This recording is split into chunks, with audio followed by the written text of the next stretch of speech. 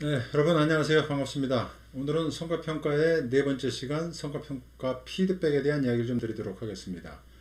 성과평가 피드백이라고 하는 것은 뭐 정의적 차원에서 말씀을 좀 드리면은 정의죠. 정의. 굉장히 중요한 것을 좀 여러분들이 좀 이해를 좀 하셔야 되는 게 피드백을 한다면은 어떤 일에 대한 결과를 갖다 되돌려준다. 이런 의미를 가지고 있잖아요. 그래서 이제 제시를 해준다.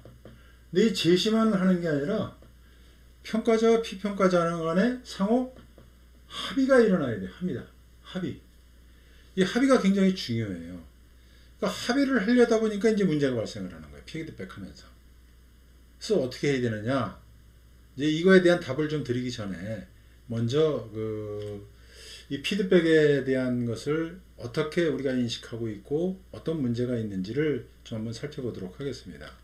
이 성과평가 피드백을 하다 보면은 이제 여러 가지 이제 몇 가지 이제 문제가 발생을 하는데 그 문제에 대한 이야기 중에서 가장 먼저 생각해야 될 게 관점의 차이예요. 관점. 성과평가 즉 수행 결과에 대한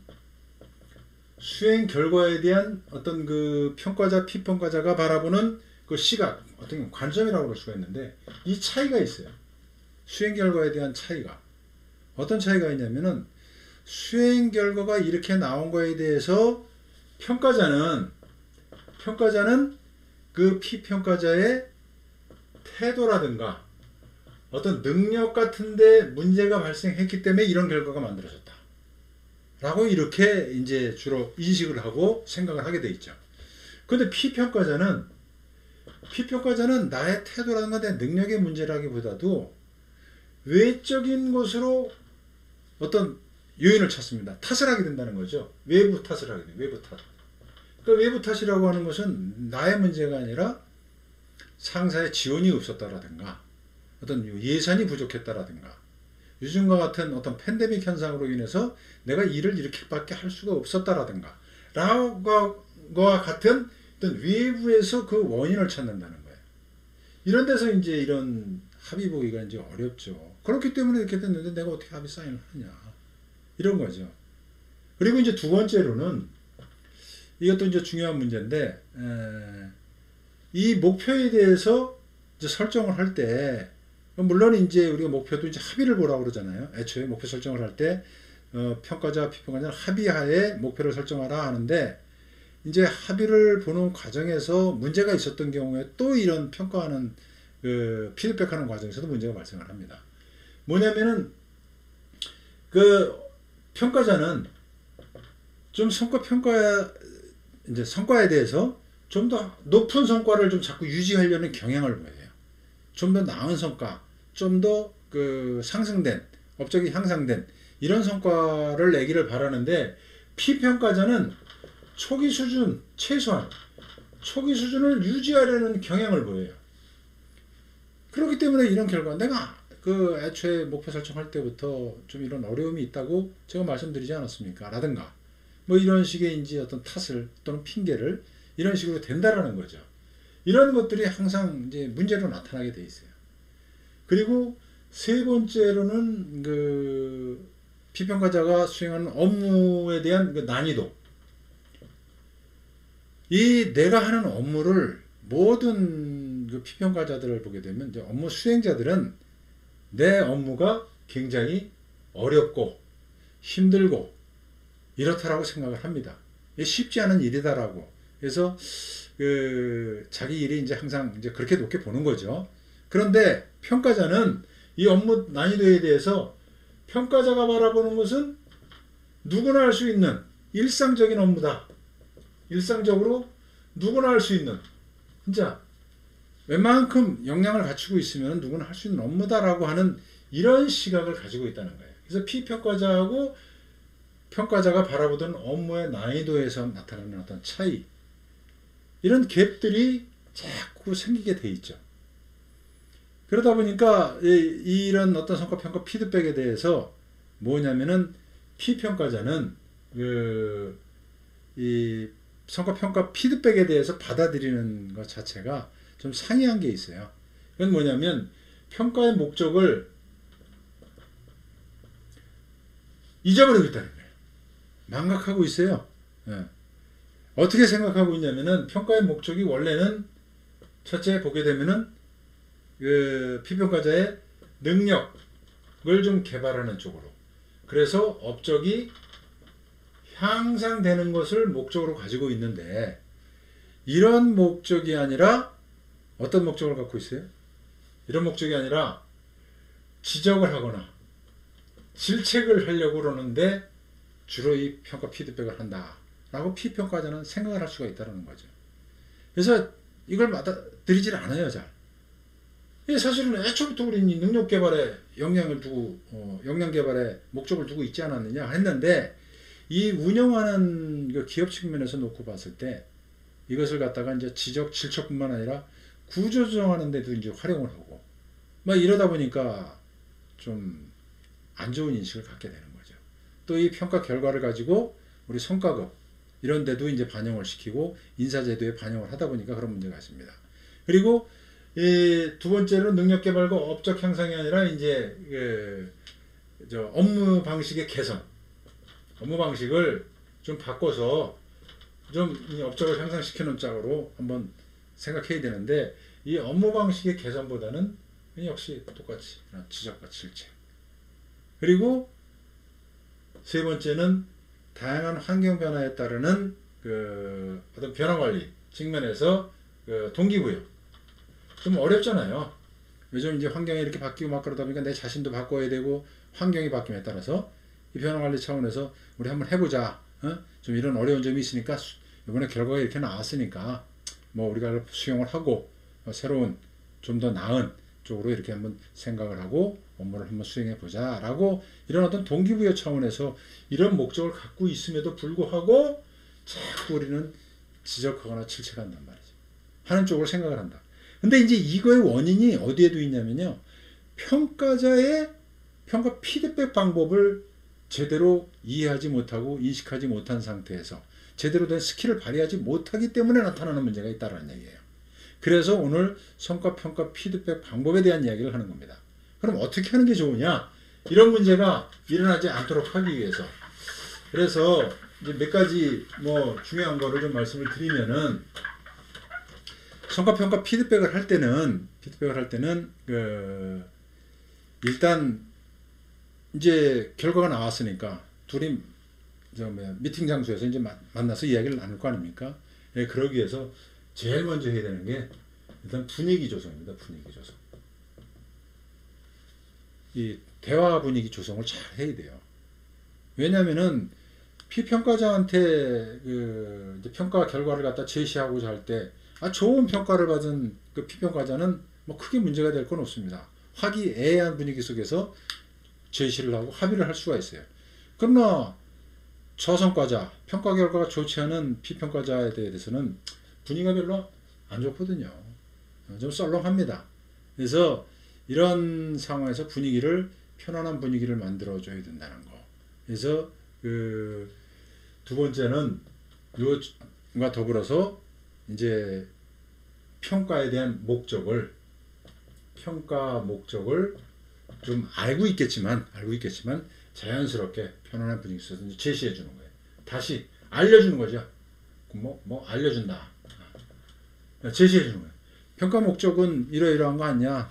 너도 잘 알고 있다시피 그런 목적을 가지고 지금 이 피드백을 하는 거니까 좀 불편한 게 있다 하더라도 우리 상호 편안한 마음으로 이제 받아들이도록 하는 게 어떻겠냐라고 뭐 이렇게 분위기 조성과 더불어서 이 목적을 다시 한번 상기시켜주는 그런 쪽의 이야기가 필요하다. 그래서 이때 이제 하다 보면은 저성과자는요 여기서 이제 뭐가 발생하면 저항을 하게 돼요. 그건 누가 모르느냐. 알고 있다. 그렇지만 내가 왜 이런 이 평가 결과를 받아야 되는지 모르겠다. 난 합의하기 어렵다. 이렇게 이제 나올 수가 있거든요. 이럴 때 자꾸 이야기하다 보면 이제 논쟁을 하게 돼 있어요. 논쟁을 하지 말고 또 잘못하면은 평가자의 성향에 따라서 화를 내는 경우도 있어요. 이런 거 하면 안 됩니다. 화도 내지 말고 논쟁하지 말아라. 이게 이제 논쟁하는 경우는 이제 지혜롭지 못한 어떤 대화법이거든요. 그래서 이렇게 논쟁을 하게 되는 경우, 화를 내게 되는 경우에 이제 어떤 게 있냐면은, 그래서 네 번째 주의해야 되는 게, 항상 지적부터 하지 말아라. 질책 같은 거를 하지 말아라. 뭘 해야 되느냐? 능동적이 아니라 긍정적, 죄송합니다. 긍정적 피드백을 하겠다라는 생각을 가지고 해야 돼요. 긍정적인. 그러니까 피평가자에 대해서 물론 이제 잘못한 게 발견이 되고 문제가 좀 있다고 보기 때문에 평가 결과가 안 좋게 나온 건 사실이에요. 그렇다고 해서 지적하거나 질책하는 것보다는 장점을 부각시켜주고 체면도 새겨주고 면목도 세워주는 긍정적 피드백을 먼저 하자는 얘기예요. 긍정적인 얘기를. 이제 그런 얘기를 해주는데, 이렇게 얘기하기 전에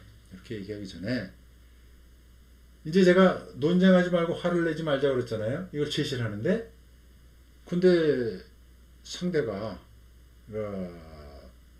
이제 막 감정이 올라와가지고 불편한 기색을 많이 드러내는 경우가 있습니다. 그러다 보면은 우리 평가자의 피드백 이야기를 들으려고 그러질 않아요. 자기 얘기를 먼저 말을 많이 하려고 합니다. 그럴 때 어떻게 해야 되느냐? 긍정적 피드백 전후로예요. 전후로.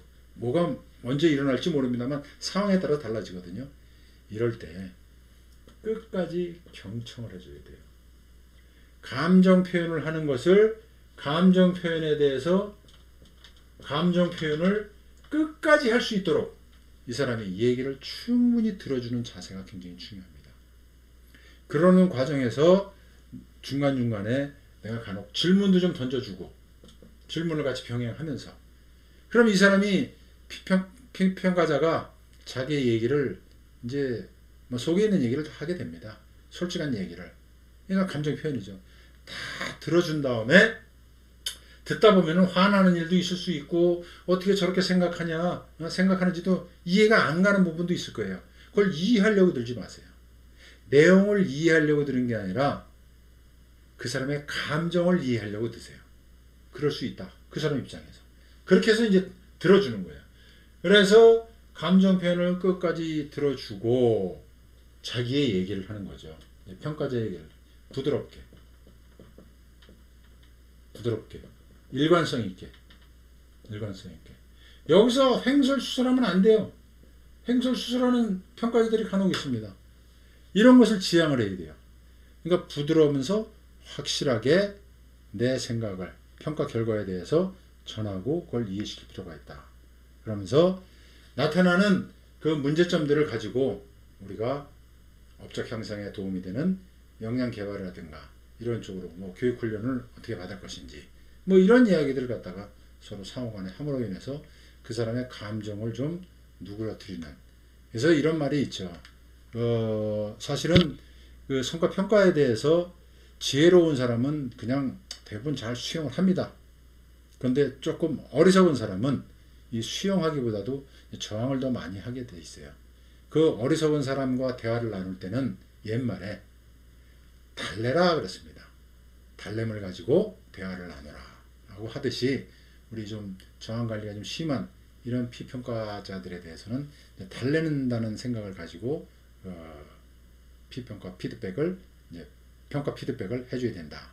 그러니까 그런 과정에서 간혹 보면은 평가자가 그 부서에 부임한 지 얼마 되지 않은 경우에 그 업무에 대해서 잘 인지를 하지 못하는 경우도 있습니다. 간혹 그럴 경우에를 대비해서 혹시 새로 부임해온 그런 평가자가 있다면은 그 업무 파악을 충분히 내용 파악을 한 다음에 평가에 피드백에 임해야 됩니다. 그랬을 때 뭐 저 피평가자가 그 평가자한테 내 업무에 대해서 제대로 아는 게 없지 않느냐라고 뭐 일단 따지듯이 이야기를 하면은 참 그 곤란한 경우도 있습니다. 그리고 그 가끔 이런 경우도 있죠. 피평가자가 그럼에도 불구하고 끝까지 정하는 피평가자가 있어요. 제가 그런 경험이 있습니다. 어떤 교육 현장에서 그 저성과자 교육을 갔었는데 거기서 내가 왜 이런 교육을 받아야 되는지 난 도대체 이해를 못하겠다. 그다음에 우리 평가관리 시스템 자체도 이 좀 문제가 있다라든가 모든 걸 받아들이질 않아요. 그런 사람들은 어떻게 해야 됩니까? 끝까지 저항을 하는 사람. 참 여기서 답을 드리기가 어려운데 그런 분들에 대해서는 향후에 이제 뭐 기업이 좀 어려워지고 그럴 때 이제 구조조정 같은 것도 하잖아요. 그럴 때 곤란한 일을 겪을 수 있다는 걸 사실은 망각하고 그러는 경우도 경향을 보이는 피평가자들도 있습니다. 이런 부분들을 좀 염두에 두시고 그 평가 피드백에 임한다면은 아마 평가 피드백이 좀 더 효과적이고 효율적으로 흐를 수 있지 않느냐. 이럴 때 주의할 점 한 두 가지만 더 말씀드리고 끝내도록 하겠습니다. 평가자는 사명감이 있어야 돼요. 사명감. 이거 우리 평가자들이 좀 다소 이런 것들에 대해서 성과 평가 제도 자체에 대해서 문제를 갖고 있는 또 평가자들도 있습니다. 그렇기 때문에 성과 평가자는 사명감이 있어야 돼요. 이게 이 목적에 부합하는 제도다, 시스템이다. 그렇기 때문에 내가 이런 그 역량을 발휘해서 평가도 하고 피드백도 해줘야 되겠다라는 이런 사명감. 그러려면은 이 사명감이 있는 사람은 평소에 업무 수행 과정에서 항상 수행 과정에서 일어난 모니터링 코칭의 결과를 기록으로 남겨놓는다. 이걸 이제 문서화하는 거죠. 문서화해서 항상 근거 자료로 활용을 한다라는 거. 이렇게 이제 이해를 하시고, 세 번째로는 이 커뮤니케이션 스킬은 어떤 코칭 커뮤니케이션 스킬을 활용하면은 피드백할 때 도움이 된다. 그래서 이것은 제가 이제 그 수행 관리 과정에서 일어나는 모니터링과 코칭 시간에 이 코칭에 대한 이야기를 좀 더 자세히 다루도록 하겠습니다.